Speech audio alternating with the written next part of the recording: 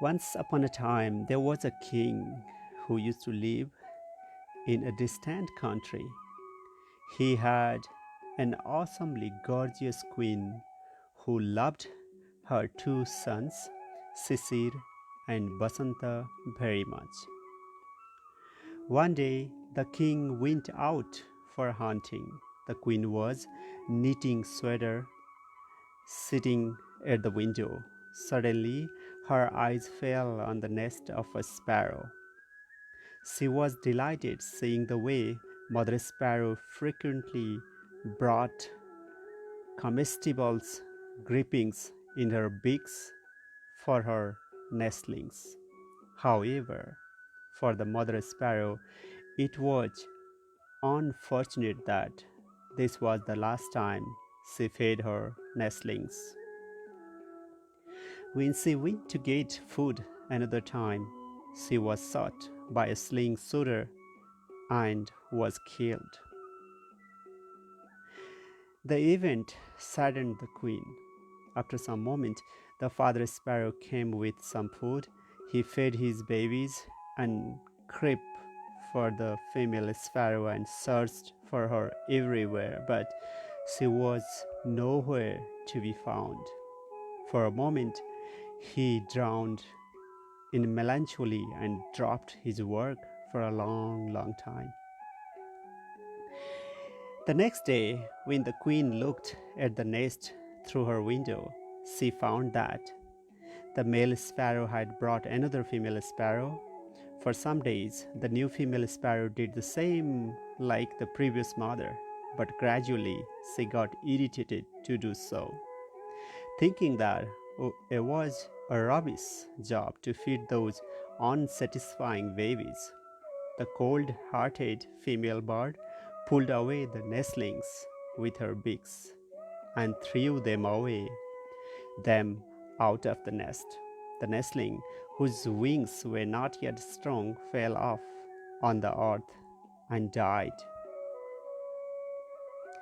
The queen's heart filled with the black cloud of anxiety, and it darkened her heart on knowing that the soul of stepmother was so callous. She thought, the king is bound to get married if I die earlier. What will be my son's destiny then? She cried and cried. She passed her whole day lamenting. In the evening, the king came back from hunting. Seeing the queen in such grief, he was worried and asked, my queen, may I know what made my dear weeping? Your Majesty, I am worried that one day I have to leave this beautiful world, said the queen. It is a fact, my dear, and I know you are not the one who worries and adds pain in pleasure for a fact that does not have any option save accepting it. Tell me, there must be another reason of your anxiety. No, Lord, there is no any reason. I fear that one day I will have to die. My worry is not for me, but for my two princes. Thinking that there must be something that made the queen worry about the princess, he asked, why are you worrying about them? The queen narrated the entire thing she saw in the sparrow family and said, my lord, you are sure to get married if I die earlier, and I'm worried what will happen to my sons. The king instantly hugged the queen and said, that once happened. You are too young to die now. No, you will still live for many years. Even if death carries you away, I won't get married. The king assured the queen, but it seemed as if she was not satisfied truly. Doubt still prevailed in her heart.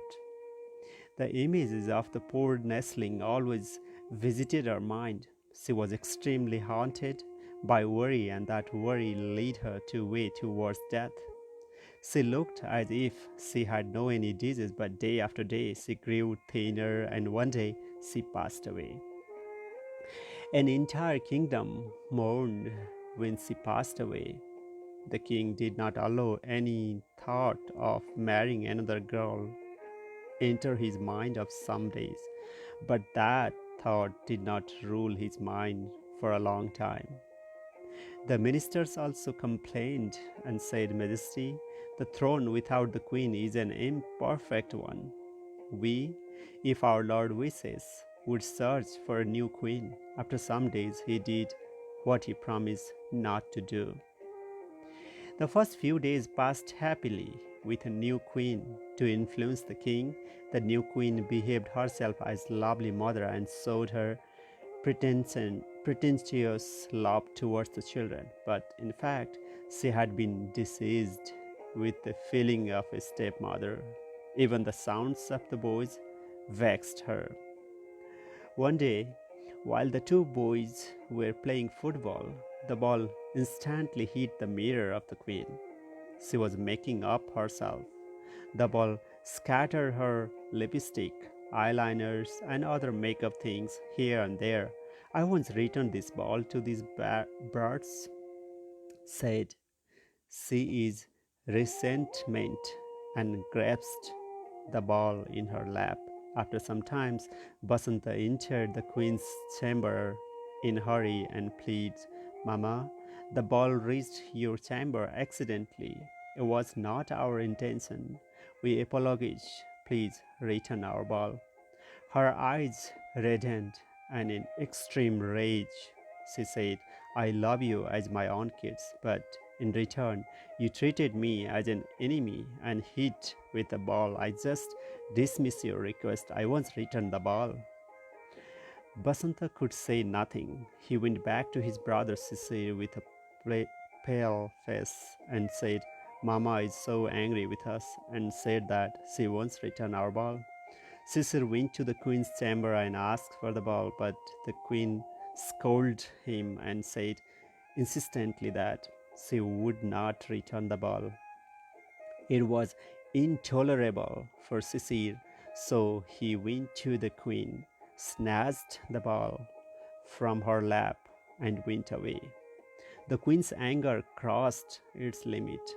She undid her makeup, rumpled her hair, and began to weep, locking the door. When King came in the evening, she hardly opened the door. She kept on sobbing inside her chamber. The king convinced her, and eventually she unlocked the door. He was terrified by the way she looked. When he asked the reason behind that, she cooked a brutal fake story about the princess and said, Your sons hit me with the ball. When I asked why they did so to me, they pulled my hair away. This brutality is unbearable for me. Believing the words of Queen, he said, My queen, not to worry. Tell me what punishment you want me to give this rascal. A great opportunity was in the hands of the queen, asking the king to keep his vow.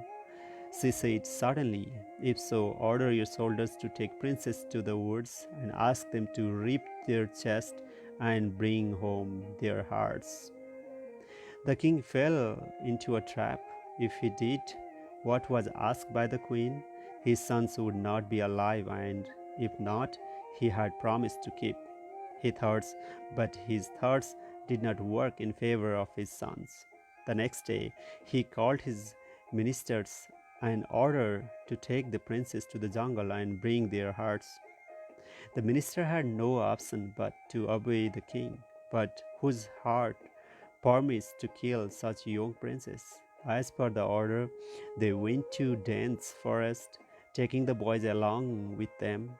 They killed 2 deer and took home the hearts of those deer. They left the princess in the jungle. What could those pitiable kids do in the dense forest? They knew nothing.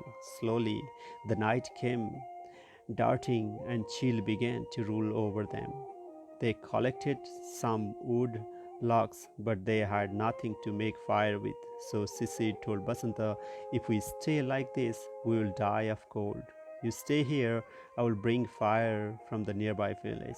Leaving Basanta alone, Shishir went in search of fire. He came out of the forest, and when he eyed his surroundings, east he saw flaming fire somewhere in the east at a far off distance. He headed towards it, but the more he walked, the fire seemed moving further away. He walked overnight till the east reddened and the sun rose, lighting the landscape.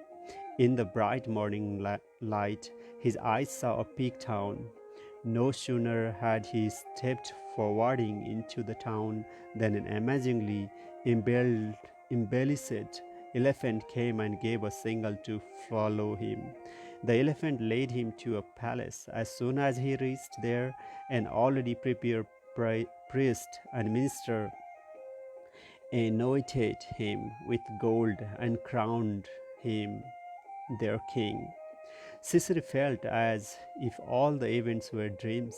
He knew not why he was made the king. They organized a feast in honor of the new king. After the feast, Sisiri came to know the reality. The fact was that the kingdom changes its king every new day. According to the ministers, a new king enjoyed his whole day and in the night went to sleep in the queen's chamber, but every morning the king was found to be dead. They were fed up with problems since they had not discovered the reason of the death of the king every morning. Caesar also spent his day in the delight. What will happen? Will I be killed? This fear burned him with the beginning of the night. It was bedtime. He went to the chamber of the queen. He was flabber, flabbergasted seeing a beautiful queen. The queen also felt happy to find such a young boy as her husband. They, without sleeping, had a lovely talk till late night. Slowly, the queen fell asleep. She began to yawn intermittently.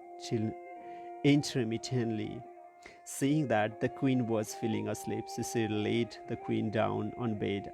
He remained awakened, holding a sword cautiously in his hand. It was midnight.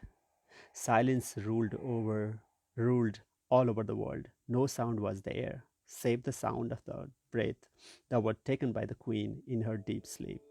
Spellbound by the beauty of the queen, Shishir continued looking on her face. Meanwhile, something that looked like a thread came out of the queen's nostril, much before Shishir could think what that stuff was. It changed into a big black serpent and turned towards him. Lest fearing the reptile, he cut it into pieces with his sword. He knew the fact of the death of the earlier kings. He remained awake, thinking other things might come again. In the morning, ministers woke up the elephant to search a new king, since they thought that Sisir had had the same fate as other king did. But the elephant did not move. This surprised them. They shaved off their hair and went to the king's chamber to bring the crops of Shishir. When they knocked on the door, they heard someone mumble inside the chamber. For their surprise, King answered the door and said, "Is it daybreak?" The message that the king was alive below out all over the place. Minister, priest, gurus, and everyone else gathered and knew that it was the snake that had been killing the kings. They had been fed up of changing the king every day. Now they felt happy for the thing that they got a perpetual king.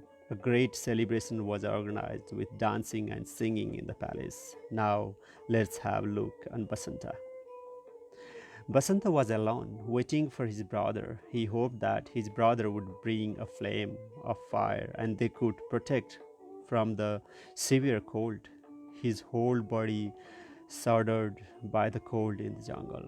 When he heard the sound of animals walking nearby, his heart leaped up with the feeling that his brother had arrived. But all his hope turned into despair when he did not see his brother.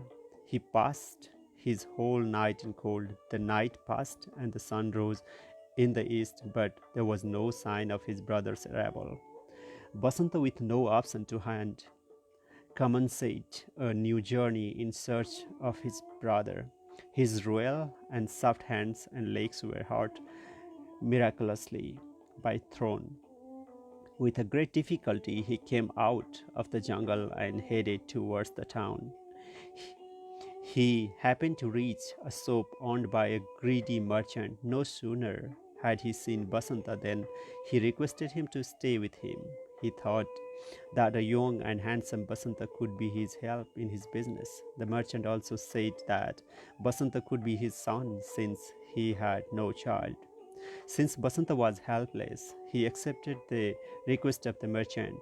He started working in the shop. The merchant's business doubled as Basanta began to work. The business doubled uninterruptedly, and the merchant grew richer, richer and richer day by day. For his fortune, his wife bore a child.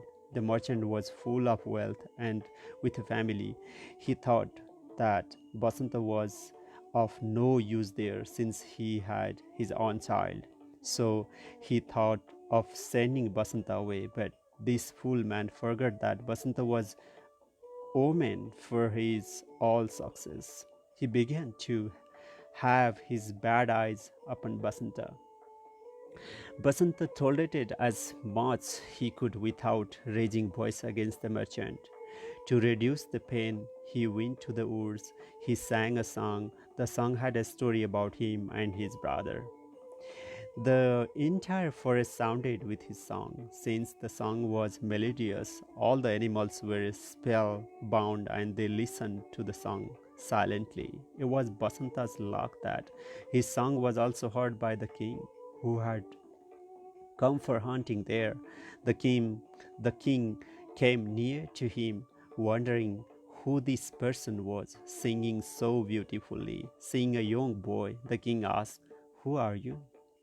"I'm an unfortunate boy," replied Basanta, but the king did not believe. He assured that Basanta must not belong to an ordinary family, so he took Basanta with him and headed to the palace. The king brought up Basanta as a prince. When Basanta grew young enough to marry, Shishir found for him a king's daughter and Basanta got married.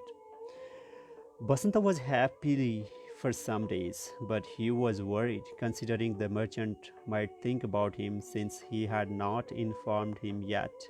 He thought of returning to the merchant. The king loaded Basanta with a large of dowry and servants. Then Basanta, together with his bride, headed towards the house of the merchant.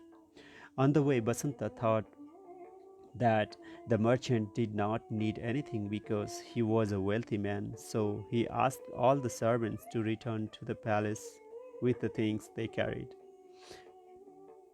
He also thought that there was no enough place in the house of the merchant to keep all those servants and the materials.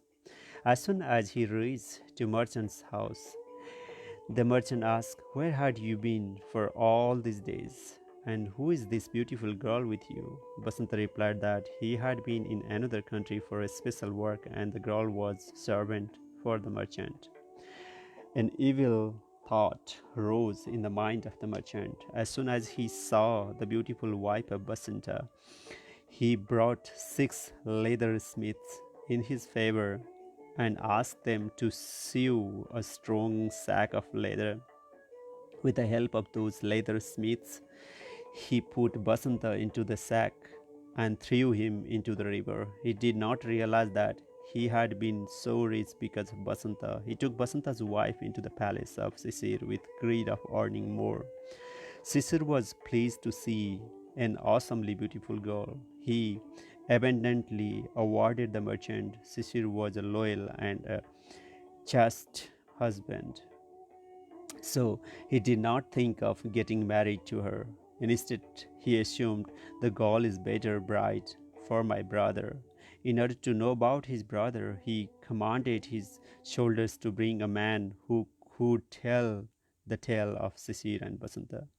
The river carried Basanta and threw him at one of its bank further downstream. The fishermen, who were in a group, saw the flowing sack. No sooner had they seen the sack than they divided into the river in order to see the things inside it. They brought it into the bank and opened it. To their astonishment, there was a handsome young man. An old fisherman said that he would take Basanta with him to his own home since he had no child. Shishir began to search of his brother. Every ear was full with the waves of messages that the king was searching a man who could tell the tale of Shishir and Basanta. Basanta also happened to hear this message. He was astonished to think why the king was so much interested in the story of Shishir Basanta, to know why the king was so fascinated in the story. He sent a message to the king that he knew some part of the story. As soon as the message was delivered to the king, Basanta was called to the palace. Basanta went to the palace and greeted the king. Now he knew the reason behind the king's fascination for the story, but he thought that he should not introduce himself so early. How could he introduce himself as the brother of such a great king? He had been a son to a poor fisherman. Basanta knew everything, but Shishir could not recognize Basanta. Basanta had lost his royal appearance since he had gone through hunger, thirst, and different other troubles. Do you know the story of Shishir Basanta? Asked the king. Majesty, not all, but I can tell you the story of Basanta after his separation with his brother in the jungle, said Basanta. That is full enough. Tell me as much as you know. At your command, my lord, but you should make a promise that you will not weep until I tell the story. The king promised that he would not weep. The Basanta commenced telling their story. He told about the birth of Shishir and Basanta, their bringing up, torture by the stepmother, their trouble in the jungle, and Basanta's loneliness in a cold night with the hope of bringing fire by his brother after Shishir went out in search of the fire. This was enough for Shishir. He could not control himself. Tears rolled down from his eyes. Basanta said, My lord, you have promised to keep. When Basanta said so, the king wiped the tears from his eyes. He controlled himself and said, I'm not weeping. Keep on telling this story. Then Basanta resumed the story and told that Basanta got married with the daughter of a king. When he came back to the merchant with his beautiful wife, the merchant betrayed him and, with the help of some leather smiths, put him into the sack and flung into the river. Shishir was out of control. As he heard this, Shishir had assumed that his brother Basanta had died in the betrayal of the merchant, so he began to cry. Seeing the crying king, Basanta said, My lord, why are you so overwhelmed with sorrow? Worry not, Basanta has not died away. With an enchanted face, the king said, Are you sure? If then, we will meet some day. Now tell me more. Basanta continued. Then Basanta reached the river bank. The fisherman in the river bank brought the sack out to the bank and opened with curiosity. But they found Basanta inside the sack. An old fisherman took Basanta to his home as his son. While staying at fisherman's house, Basanta came to know that the king wanted to listen to the story of Shishir and Basanta, so he went to the palace. No sooner had he confronted the king, he knew that the king was his own brother. Basanta had hardly finished the story when Shishir instantly got up from the throne and embarrassed his brother. Their eyes filled with tears of happiness. Shishir said, Brother, I do not think that your bride is lost. The merchant had brought a beautiful girl for me. Since I am married, I have kept the girl for my brother. She will be your bride. Shishir ordered his soldiers to bring the girl. As the girl saw Basanta in the palace, she ran towards him and hugged him, crying out, "My lord." Nothing was now wanting make their happiness complete. What destiny did with the fraud merchant, Basanta was of kind heart, and he could not forget the merchant's help in his pathetic condition. But it too was true that the merchant had put Basanta inside the leather sack and thrown into the river in order to get reward from the king. He took the beautiful wife of Basanta in the palace. Dear reader and the listener, think yourself about the fate of the merchant. Thank you.